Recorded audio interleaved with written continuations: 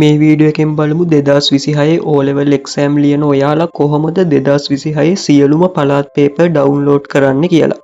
ඉතින් මේ වීඩියෝ එකේ ඩිස්ක්‍රිප්ෂන් එකේ ඔයාලට මේ වගේ ලින්ක් එකක් දාලා ඇති. ඉතින් ඔයා මේ ලින්ක් එක ක්ලික් කරලා මේක ඇතුළට යන්න ඕනේ. ලින්ක් එක ඇතුළට ගියාට පස්සේ ඔයාලට මේ වගේ Google ෆෝම් එකක් ෆිල් කරන්නයි. ඉතින් ඔයාලට පුළුවන් මේ Google ෆෝම් එක ටග් ගාලා ෆිල් කරගන්න.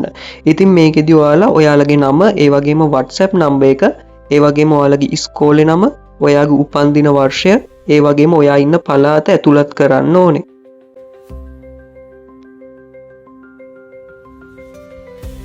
මේ විදිහට විස්තර ටික ඔක්කොම ඇතුළත් කරගත්තට පස්සේ ඔයාලට පේනවා මෙතන යට සබ්මිට් කියලා බටන් එකක්.